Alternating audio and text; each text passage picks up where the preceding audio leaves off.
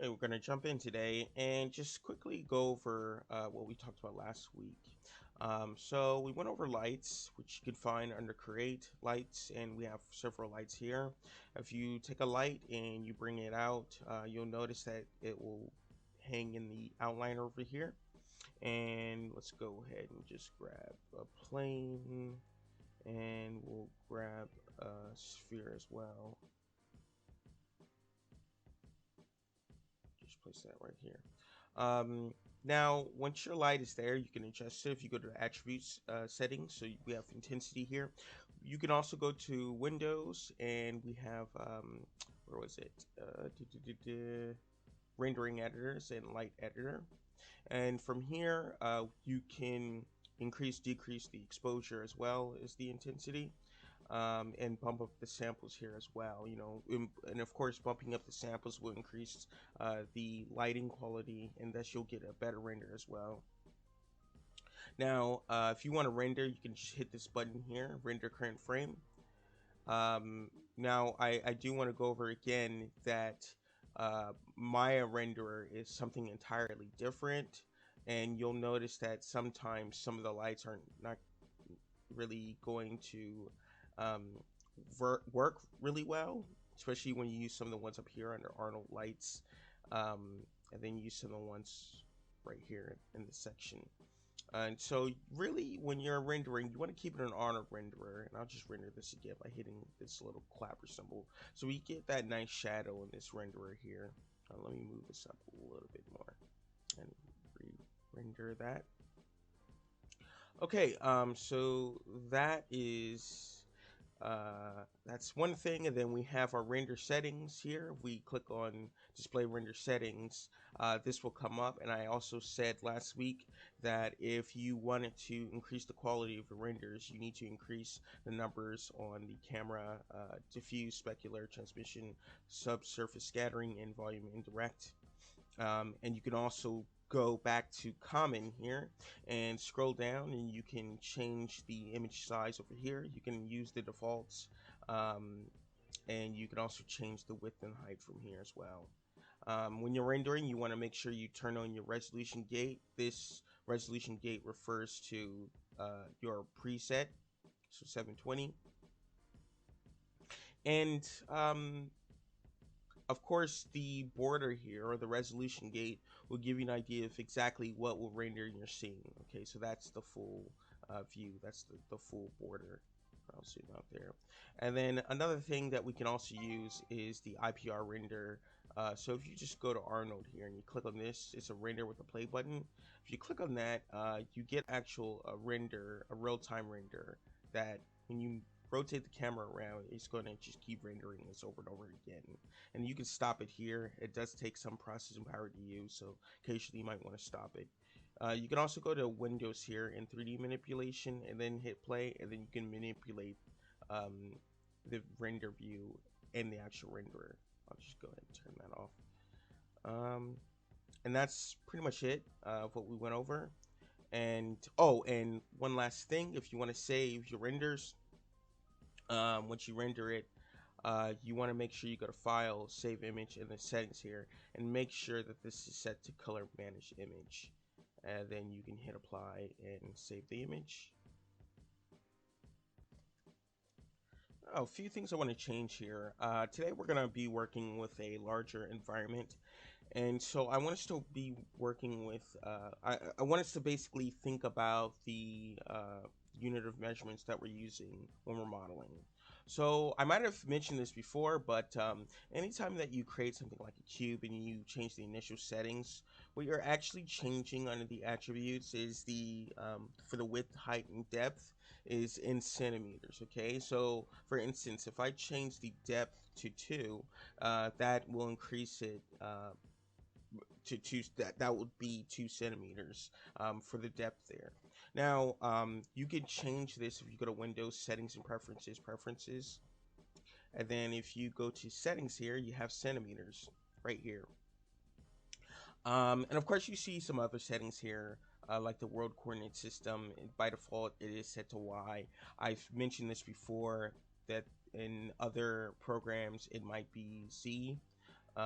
So just bear that in mind. I keep it as wide by default because I find that it get kind of funky when you're modeling in Z and then you import that into another program. It might be flipped or rotated. Honestly, you can change the setting when you export out your model anyway, so you could just flip it there. So you don't really have to change anything here. Um, and as for the working units, I like to keep this as centimeters because this is the working units that you'll see in a program like Unreal Engine 4. This is what they use, and it's gonna make everything a lot easier to do in terms of um, just importing or exporting out assets, putting them directly into Unreal to test them out, or for texturing, it's also going to be very useful. So I'll keep it as centimeters. But one thing I do want to change here is just the color of the background. I personally like to change the viewport background. Um, so if we go to 3 views, you could darken up the background here. Um, and there's a few other settings. If you like gradients, for example, you can change that as well. I do happen to like a darker background, so I like to change that. Another thing we're going to do is to increase the size of this grid here. So if you go to display and then click on this option box next to grid, we get a few settings here. So this is still working off of centimeters. One thing I'll just change the axis color here. That is kind of that middle cross here. It was currently gray color. If I hit apply, it's going to change to a dark blue. That's just so I can recognize, okay, where is the center of my scene here? Another thing is to just change the length and width. I might adjust this later, but let's do 256 for now. And let's do 4. Now 256 is going to be an interesting number that I'm using. Oops. We'll do, let's do 512 and then 256. There we go. What I'm doing here is actually using the power of 2 to determine the grid size. Now, for the most part, these are the same sizes that you're going to use for textures, and they keep bumping up. So if you ever heard something like 1024 by 1024 textures, or 4K textures, or 2048, these are texture sizes, of course, in pixels. And so it's not anything necessary that you need to worry about now, but it is something that in the future we'll go over when we do modular design. But for now, I'm going to set it up here because we're going to make a pretty big environment today, and then render that out using on the renderer. So just go ahead and change around the settings a little bit. Get your own sort of background, your own not your own grid size. I want you to use the grid size that I'm using. Now another thing I'm going to change is that if I zoom out a little bit too much, you'll see that my grid is starting to disappear here. If that happens, one thing we need to do is change the camera clipping. So you'll start to have very strange things happening. Like it might be a case where if you kind of zoom in to like this cube here, it will not too bad at this moment. But currently the issue is if I zoom out, I'm starting to see my cube just disappears. So in order to change that, to give you more room to work with, since we increase the size of the grid, we need to also increase how much that we see through the camera. So if we click on view, we can click on select camera. This will select the camera from the outliner based on whatever viewport that you have currently set. So I'm in perspective, I went to view and I select camera. Now it's selecting the perspective camera. And now I'm going to change the near clip plane and far clip plane. And all I really do is just increase it to 1.0, and then I add a 0 for the far clip plane. And then this will pretty much give me a lot more room to work with, so I can zoom out a lot further out and then not lose quality. So go ahead and change those things. I want you to change the grid. Size, if you want to, you can change the background and like the grid color. I would say keep it at as centimeters. And what else? And of course, oh, change the camera, far clip and near clip. Okay, so let's go ahead and test out some of the Arnold lights. You can make a plane and add in some primitives here. So we have sphere, cube, cone. But to go to Arnold lights here, and the first one I want to check out is the mesh light. So I'm going to go ahead and select my sphere here and go to lights, mesh light. And what this will do is convert a mesh into a light. Now, so if you wanted to replicate some interesting lighting effects, like something like a neon light, a car light, a motion trail, or even something like a lightsaber, then you can, of course, select that mesh and convert it to a light. And here it is. Now, this will not work with things like curves or NURBs, so just be careful about that. If I go to rendering here, you're going to see that we don't really get much here. So I'm going to go ahead and dock my renderer right over here.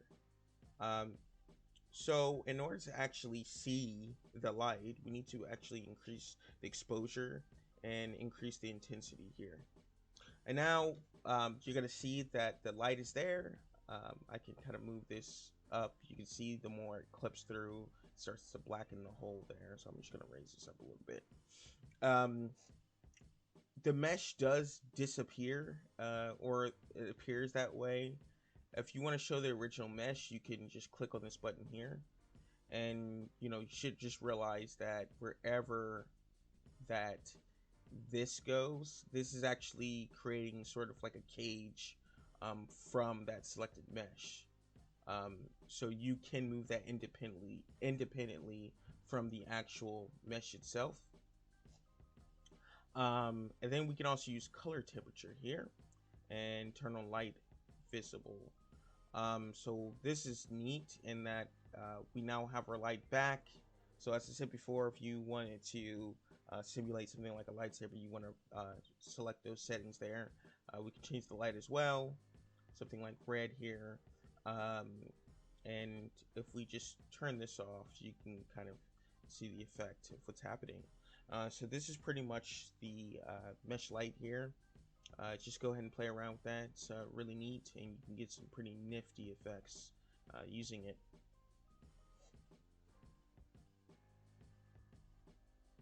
Next thing we have under Arnold Lights is the Sky Dome. So if we go here to the top, go to Sky Dome Light. And the Sky Dome and the physical sky are very similar. So we'll focus on the Sky Dome right now. Now, for the most part, this will emulate an actual sky. It represents the sky. So you'll notice that there's this huge sphere that encapsulates everything you're seeing. If you click on the outline, you're going to see it here under Sky Dome Light. And if I just render this, you're going to notice that everything is illuminated in the scene. Now, the cool thing about this is that we can actually use HDR images, which are high dynamic range images, to create lighting that's based on the environment. So to do this, you need to actually slot in an image to the color settings. So if you click on Sky Dome Light here, you'll find the Sky Dome Light attributes. And let's just keep the renderer showing here so you can see the difference. So click on this, and of course you'll get this create render node. Click on file. And then if we go to folders here, we can actually choose from a bunch of images here. Yes, so just follow this file path. So program files, Autodesk, Maya 2020, presets, assets, IBL. And you can use any of these presets here. You'll get like a little image of what this will look like here. So I'll just choose any of them. Let's choose this one and open. And then I'll hit play. And now the lighting has changed a little bit, but to actually really make this show, I'm also going to change the material to an AI standard surface. So as I said before, you want to make sure that when you're using Arnold renderer that you're using the AI shaders. So the one I'm going to use is the AI standard surface. Um, and from here you're going to get pretty much a nice effect. And you can of course change some additional settings here. So if you wanted this to be more metallic, of course you can do that. You can change the roughness, the specularity, the color even. So if I wanted to make this like a blue, um, it's gonna look really nice. Now, you could find more IBL images online, of course, and there's several presets. So if I actually change the current preset that I have here, you'll notice that the lighting or the reflection is going to change along with it. So let's choose something else here. Let's choose this one. So immediately you're going to see the reflections will show up in the render here as well. And this is just the basics of using this sort of lighting. As you can see, if we rotate the camera around, you see the lighting in the background. It's hitting that more. And you can also dim the image as well. I believe it's camera. So if you want to just reduce the camera visibility down, you can keep the lighting reflection, but of course have the dark background.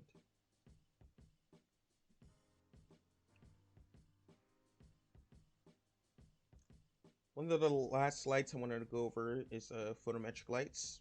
If you go to Arnold Lights, photometric light, you'll notice it's this icon here. And of course, wherever the direction of the arrow is pointing is where the light is going to be. If you try rendering this immediately, you won't really see a difference here. Now, photometric lights use data measured from real world lights, often directly from bulb and enclosure manufacturers themselves. You can find what's called IES profiles from actual companies and then use their lighting information or the lighting data to give accurate intensity and spread data for a given light model. So this is useful if you're, trying to, maybe it's a house or a hallway, something that you find in the real world. You're trying to replicate the lights. If you find the actual light bulb in the manufacturer, you can get the IES file or profile and import that file into here. So if we click on this folder here under the photometric light shape, now I would have provided this file. So there's about like 30 lighting setups, and you can select any one that you want and you can test out the lights. Now if we just click on something like 19 here, just load that in. You might not notice a difference yet, but if you increase some of the things here like the exposure and intensity, we might be able to get the light showing up. And it might be a case that we need to just completely remove the sky dome right now and maybe even bump down the intensity of the mesh light. All right, so going back here and we're starting to get some lights, but let's just change these numbers some more and we'll get something more extreme. And so now you can see that the light is actually coming out. And of course, if we rotate this around, it's like a spotlight. You can kind of see that we get this nice smooth lighting set up here. And this is just one setting. If you notice here, I'm going to go ahead. Oops, it's a little bit too much. I'm going to click on this folder again. And if we just keep looking at the render and I choose something like 11, you're going to notice that the light's going to change because it is using those profiles. So I would have provided a download that you can get 30 of those lighting setups, so you can go ahead and drop that into your source images folder so you can see how I have it set up here. Source images, this is the folder, and then you have all the lighting profiles there. Okay, so I want you to spend some time testing out the lights that we just discussed. So that's the sky dome, photometric, and mesh lights in the Arnold renderer. And of course, adjust the lighting attributes and take note of the effects. So last week we practiced rendering just like the bust, which is a very small asset. It's just a prop. So now we want to think about rendering environments. And so in order to test this out, we're going to do whiteboxing. Now, whiteboxing is a process used that sets the pre-visualization of a game concept. So you'll often hear this as one of the first things that an artist will do when they are kind of plotting out a level concept. This is done by placing primitives in such a way that represents the final shape and volume of an object or environment.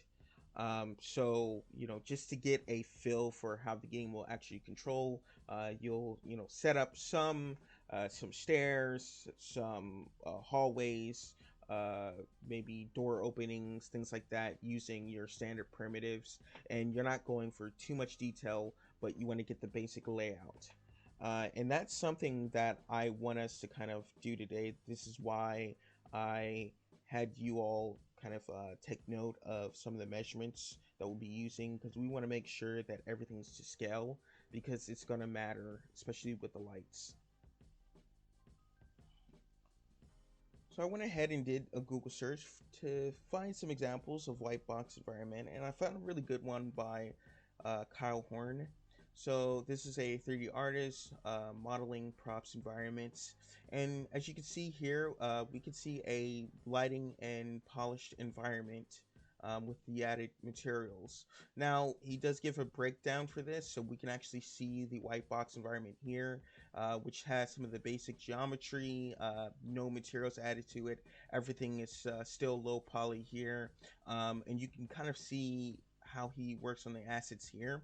So this is all modular design. He's creating small pieces that are part of a larger puzzle, that he can use and duplicate and rotate in different ways to make it full environment. And so this is a good example of what something of what I want to see today.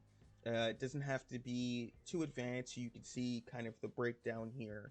So we're not really looking for the final render. We are looking for just the sort of bare bones layout of your level.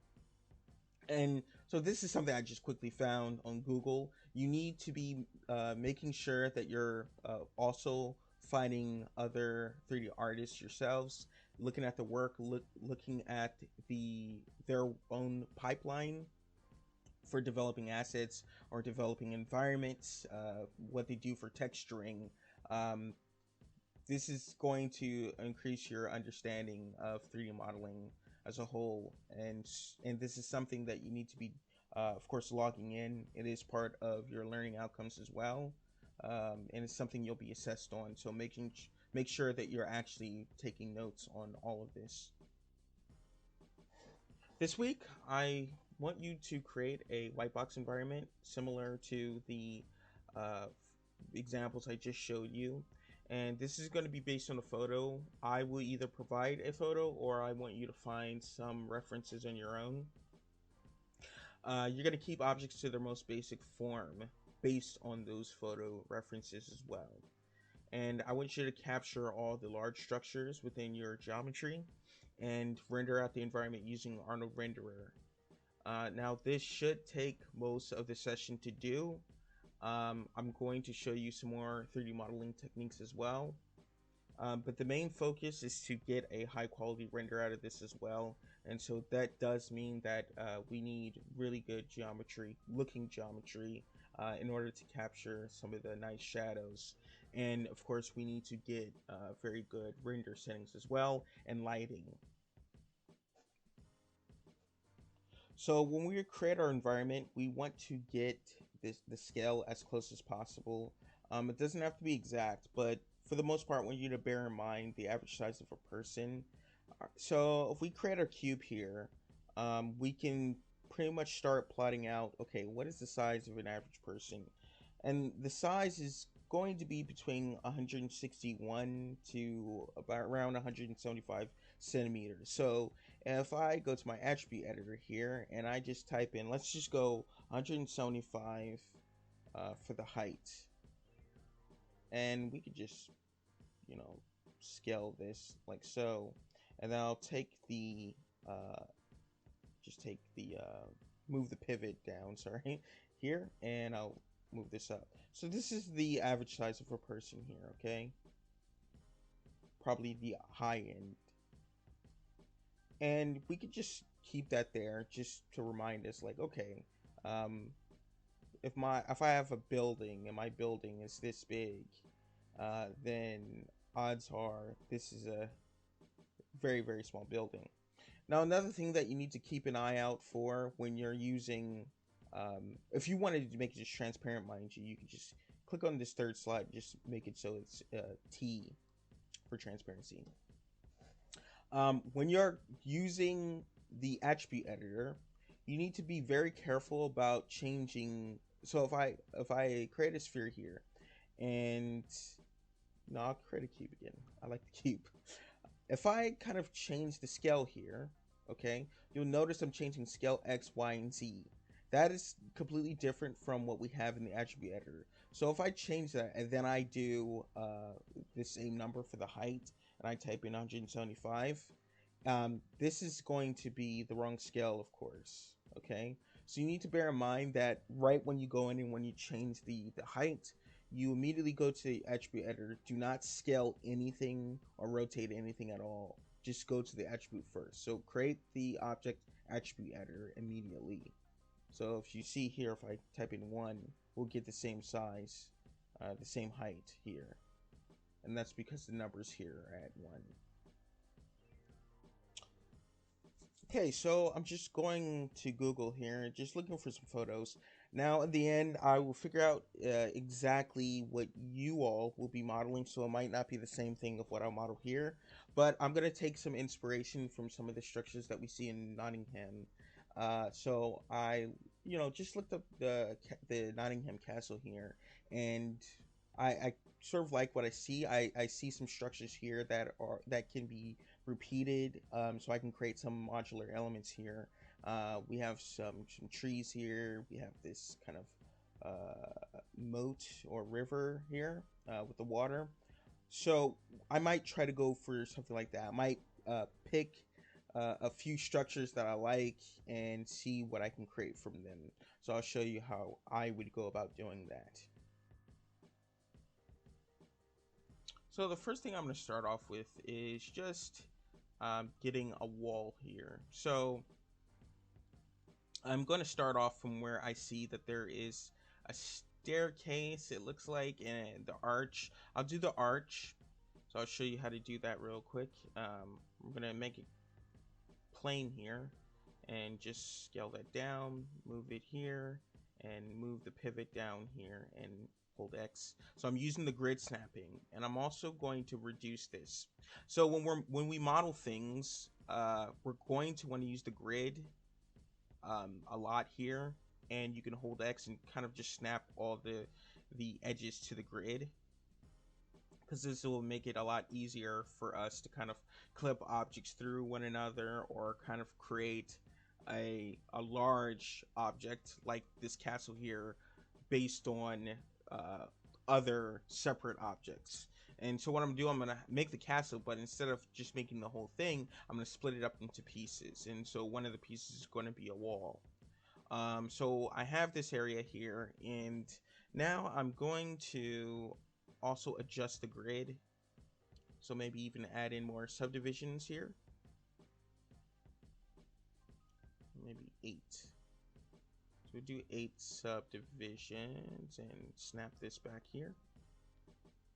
And don't forget about snapping the height as well, because that also matters. You can see this is on the grid. And now I want to create the arch, so I'll start adding in some edge loops here. And I will take these vertices and start repositioning them. So maybe I'll keep these here and then move this up like so. And then we can start arching this out. Let's see how wide. Yeah, it's more more down here, and then this is here. So something like that. And if you want it to be more curved, we can add in some more edges. I'm holding the middle mouse button to snap the edge loop to the middle. So we can start taking the verts and curving them out some more because it is too straight in some areas.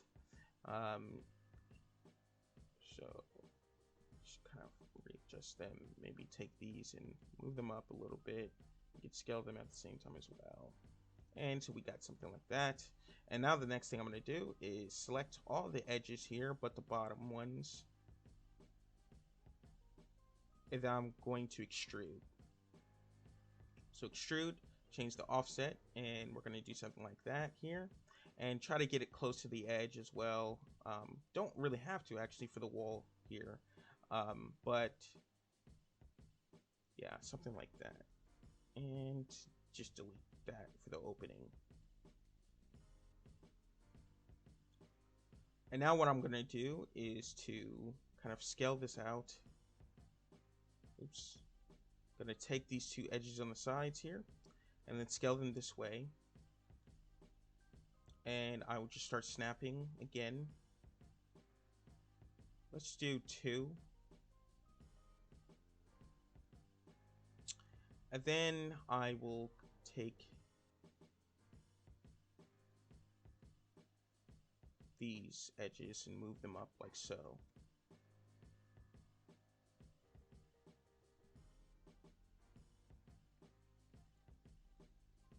And then let's just visualize this. So if I take this and extrude it out, we got our arch here. Now the idea is that if I take this pivot and I snap it here, and let's say this is just all I have and I wanted to repeat this pattern, what I could do now is to duplicate and then move it over here, and then now I have this wall, and maybe this wall can kind of rotate, and then I can get something like sort of like a coliseum. So I'm just snapping this to points now, and I can just rotate it, so I can create another structure with this just one wall here and kind of repeat it. So that's the whole purpose of using something, of creating modular elements. So I'm not going to keep it this bare bones, though. I'm going to add a little bit more to this. So I'm going to go ahead and jump ahead so you can exactly see what kind of structure I create from this arch. Okay, I'm going to go ahead and add a material to this. So let's do AI standard. It's not here, so I'll do assign new, and we'll do AI standard surface, and let's name this M castle. And basically all the castle parts will have the same material. I'm not going to make much variation. I'm not even going to really change the color much. I'm just going to maybe darken this up. Because it's a white box room, it's not going to have any textures, color to it. So that's a little bit too dark. So I went ahead and added in more to this. Okay, so I have the balconies here, and then this is going to go up to the top. If I wanted to make this higher, of course I could just always make it higher that way, very easy.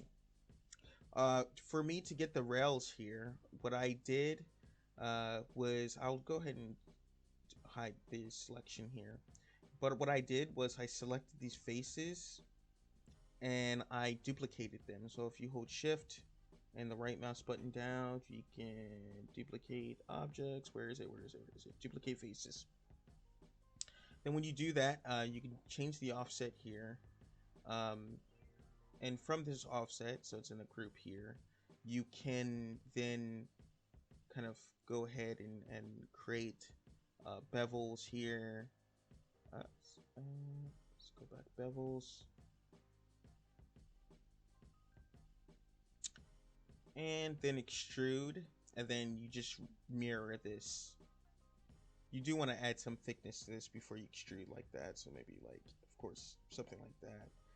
And it was very simple to make that. Now, of course, you want to make sure that you're just getting the basic shape. So everything that I see in this image here I'm going to try to get, but you know, I'm not going to, it's not the same exact uh, uh, for that railing there, it's or pillar, it's not the same. Even the balcony, I curved it out just to give it a little bit of I don't know, I just wanted to make a variation of the castle. I don't want to make the same one. um, and so I just brought it back, and here we go. And in the end, I'm going to combine the two objects as well, but for now I'm going to keep them as separate. And with this, you don't really need any of the faces on the top here. You can remove them because they're going to be obstructed by the geometry of the actual wall.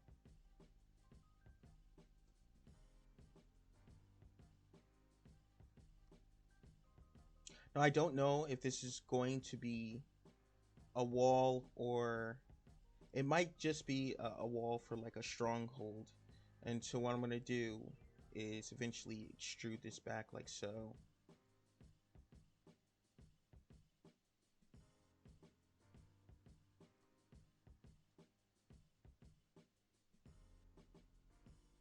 Uh-oh, I think I might have froze. Let's back up for a second. Okay, Maya did crash, but that's okay. This is why you always want to make sure you're saving. So I'm going to extrude this back and make sure I'm snapping, of course. And then I'll also do the same for these openings that I have here as well. So for this one and this one here, let's go ahead and make sure I select the bottom half as well. This would be extruded back this way. And so I'm going to keep building on this structure here. If you notice any of your faces are flipped, you can just select them like so and go to mesh display and reverse. And that should be correct. There we go.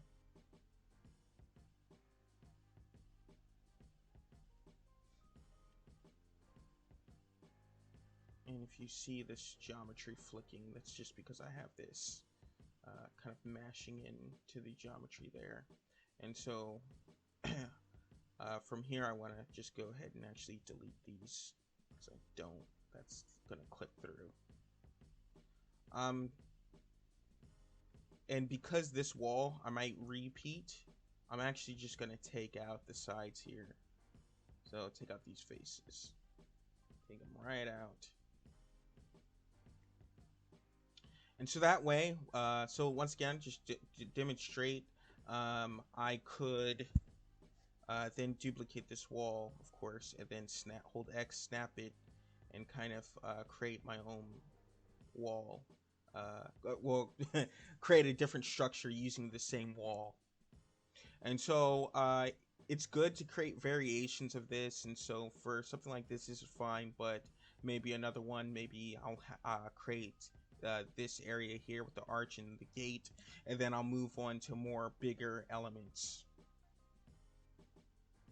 Now I'm going to show you how to export out your assets. So I have every one of my objects here, they're named and they all have the same material. To export, you just click on the object, so File, Export Selection, and then now where you want to place it is your Assets folder.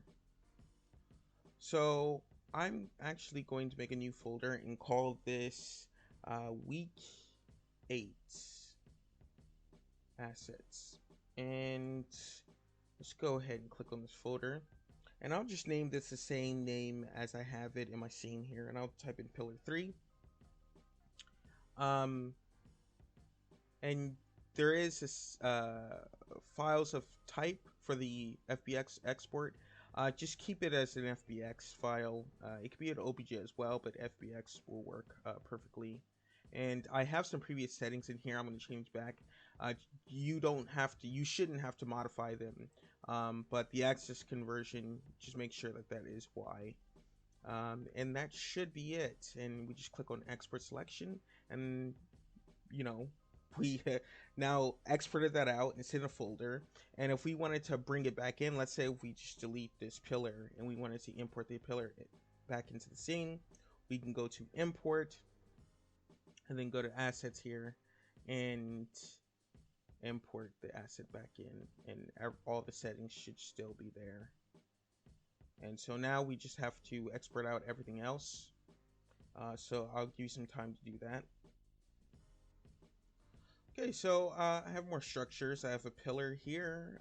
That's the same pillar that's right here. And I currently have a second wall, so you can see that this is a separate piece. And I made this gate here as a separate piece. I'm just going to combine this together now. And let's go ahead and make sure it's called wall 2. And just gonna rearrange the pivot here, and so you can see, just gonna move it that way. And like I said, I can pretty much start utilizing this to kind of create different wall structures. Maybe I have something like that. Maybe I can delete that and kind of make a pillar here. Then that gets snapped there, and so you can create some variation. I'm not gonna create the inside of the castle walls, but pretty much what you see here is what I'm gonna try to go about creating.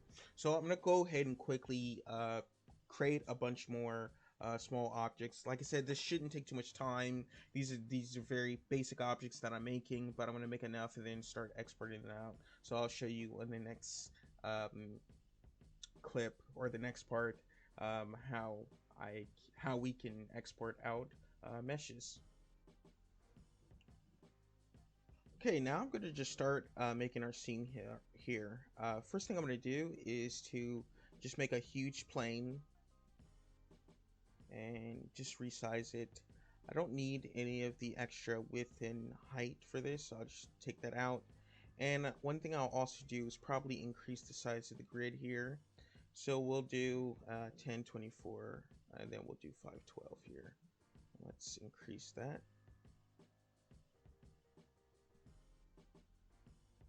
Let's go back here. Okay. So now I'm just gonna start dragging out some of my assets here. So I imported them out, sorry, exported them out, and I will start with the pillar here. So I can now sort of rearrange this. I'm also gonna maybe bump down the grid. Let's do 2048 as well. Okay. And you can see how large this is compared to our little cube that we initially started out with. So this is the average size of a person, and this is the entrance to the castle here. So let's go ahead and just rotate that. I'm snapping J to rotate it. And let's go ahead and drag in some more. Pillar 2. Oops. Let's go ahead and import that one in again. So now we have a wall here. We'll just place that there for now. Not export, import. And we'll get the first pillar as well. And really, once you have everything in the scene, you can start duplicating some of these. So I'll duplicate this here as well, and add another one for the side here. So we'll do this. Actually, we can remove that, or place it somewhere else.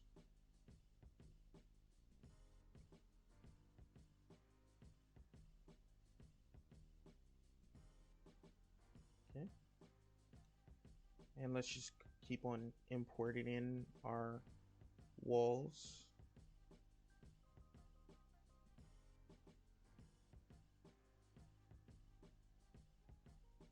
Okay, just start snapping this.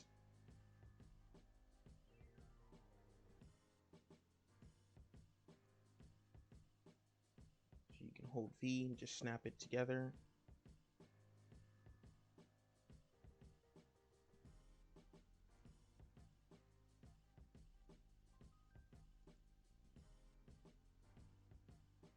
You can import another wall into here as well. Let's do wall 1. I already imported that one in, so wall 2.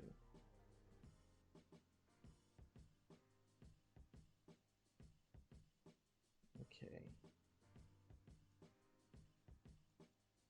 This one, I can move that along.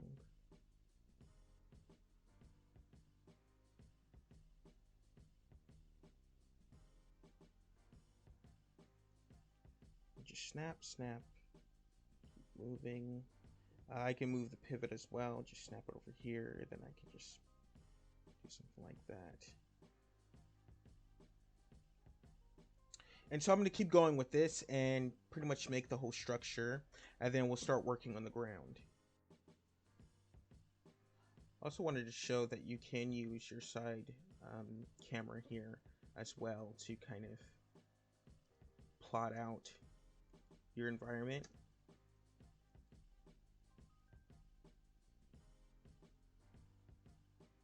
So I'll duplicate this one. Just rotate it. And I can change it to where it snaps over here. And this, I can just keep snapping it. Maybe even change the pivot. It might be a case where you do have to move the pivot around, which is completely fine. But this is going to be very quick in order to create this. And now let's duplicate this, snap it over here, duplicate this one, snap it here. And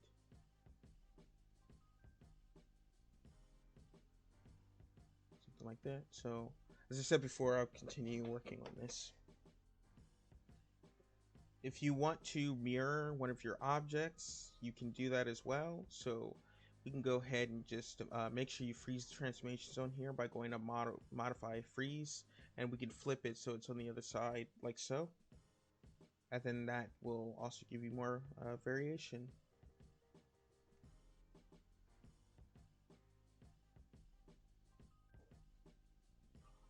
Okay, so now we have our finished castle here. You can see how large it is. I pretty much went around and just started, connecting all of those modular elements. This one I might want to move over a little bit.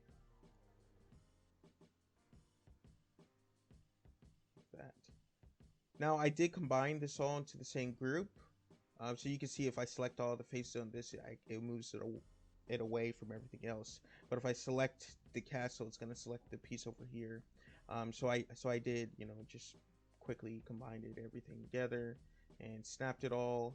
There's no merge, so you don't have to worry about merging this together. Topology is not going to be super important. It is going to be in order to cut out some of the shapes that I have here. If you're wondering about these fences here, I did make this starting from a plane. I will let you kind of figure out how I went about making this. But after I made the plane, I also used bowling as well, and so you can see the holes here because I pretty much cut this out to make it a circular sort of grid pattern.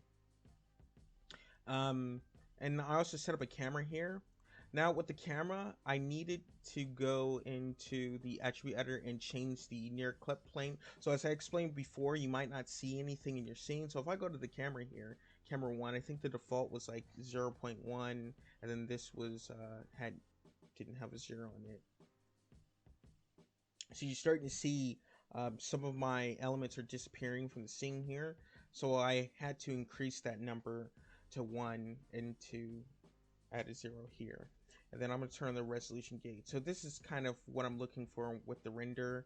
I might change this later, but first I need to add in kind of some more to this. So I'm going to add in pretty much the wall here, and then maybe make like some kind of mountain thing. Yeah, I'm going to add something up here and a river.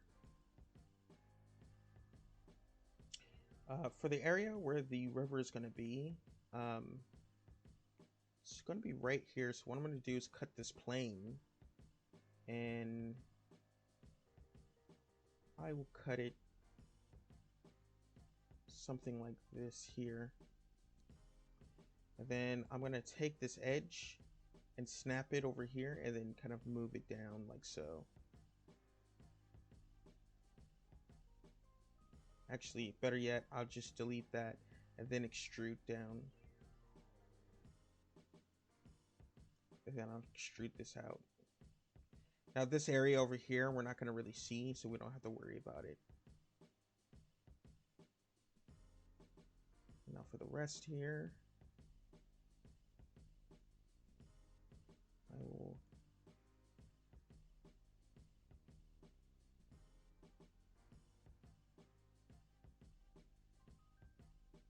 add in a little lump here. Don't want it to be too large though, so kind of gonna want to look at this here and smooth it back some. Just look at the camera again. Yeah, looks good. Just rotate the camera a little bit. Also with the camera, you will want to change the focal length and angle of view as well. Okay, so now for the ground, I'm going to separate this. So let's do extract, right click and scroll down, extract faces. Then now let's go ahead and ungroup this.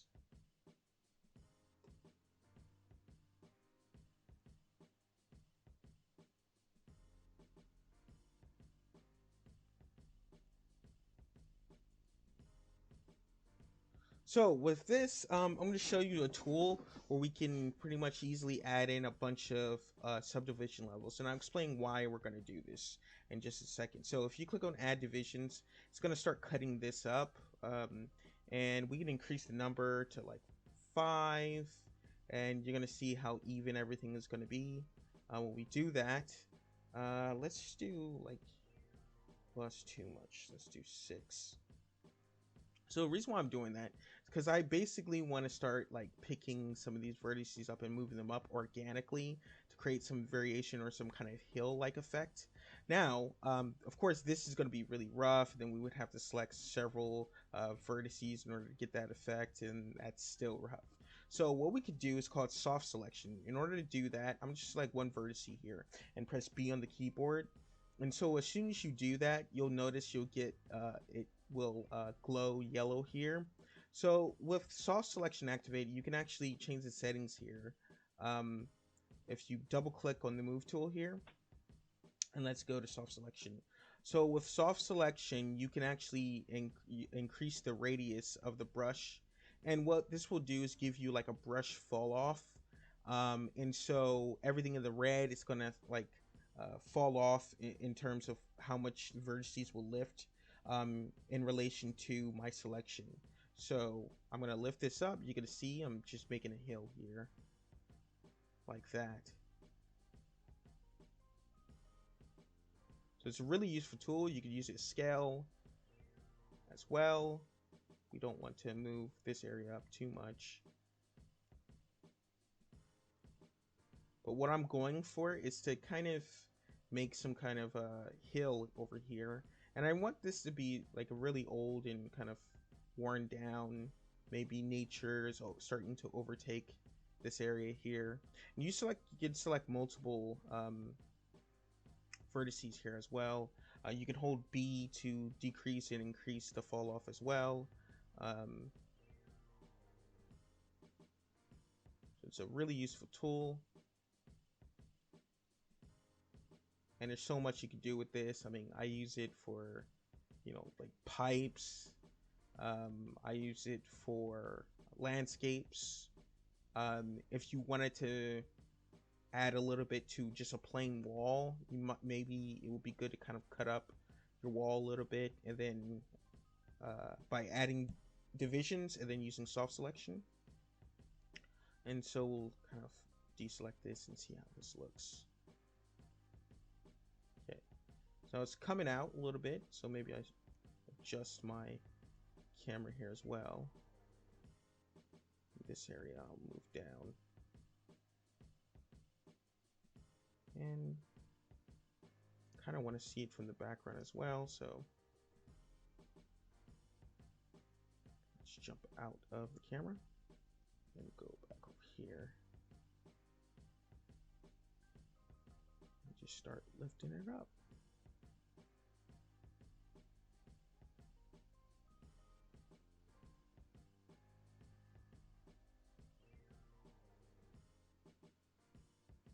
Of course, this is going to be obstructed by the castle, so we can kind of get away with making this kind of messy here.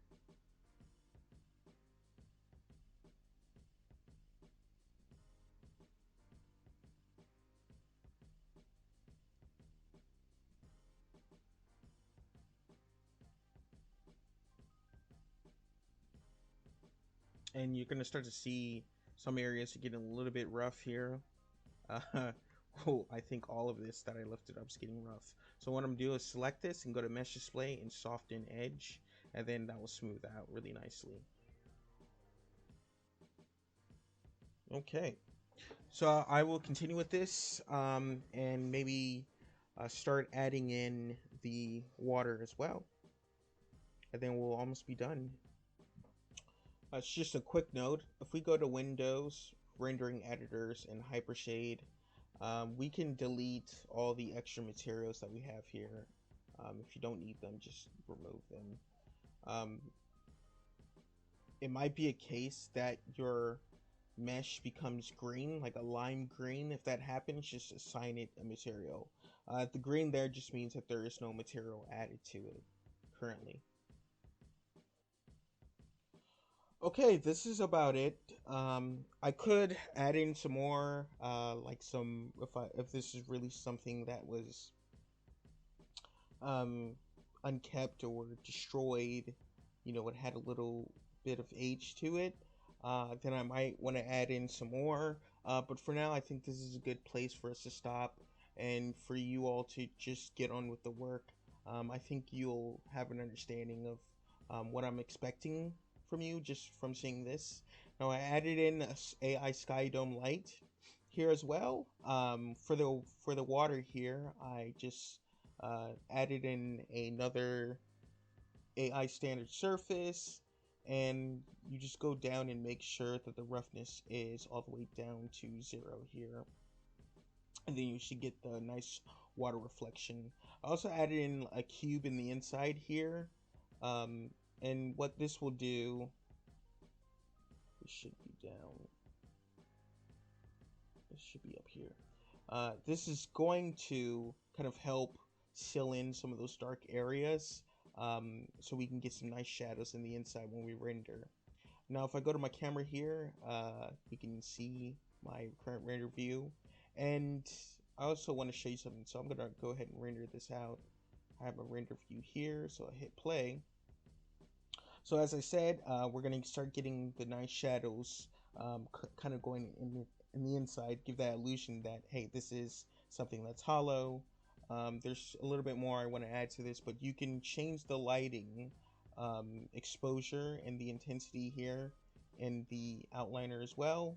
I'm sorry, the attribute editor, outliner. And, you know, this is all concepting, so, but if we render this, you can actually paint on top of it and create, you know, use this as a reference, as an additional reference for painting inside Photoshop. Another thing that you can do also, if you're using the images, the IBL images, like I showed you before, so if we go to this folder here, you're going to see that I'm currently using one of the, I believe it is this one here. We could choose any one, but I thought this would be really useful to have the neutral one. I don't want to add color to the scene either. And you could just rotate. If I rotate the sphere around, that's going to adjust where my light is hitting this object here.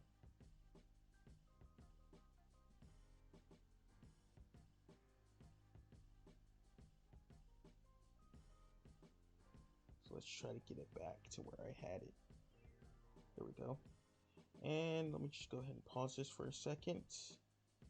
And I think that's it. And like I said, if you did want to take this into Photoshop as well, bump down the cameras here.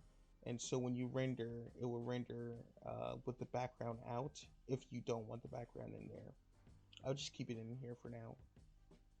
And when we are ready to render, we will go to the settings here. And of course, you're going to have to bump this up. So what I'll do to get a high quality render is 64444. And of course, we need to make this, I would make it a JPEG so it will render faster. And we'll do 720. And this will probably take a long time to render, but I will show you the finished render of this in just a second. Okay, so here's my finished render. Now we can go ahead and go to File. Let's check the options here for a second. Just make sure Color Manage Image is turned on. And we can save our image. And then we'll do, this will be called Rendered White Box. And save it.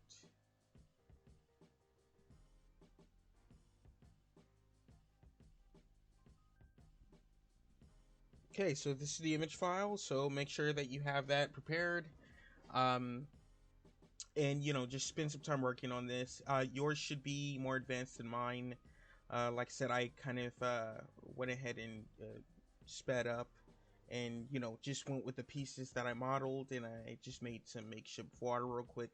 But you should have a lot more time to work on this and to have a lot more. So I'm basically going to use this as a sort of guide, and I want to see more of this essentially.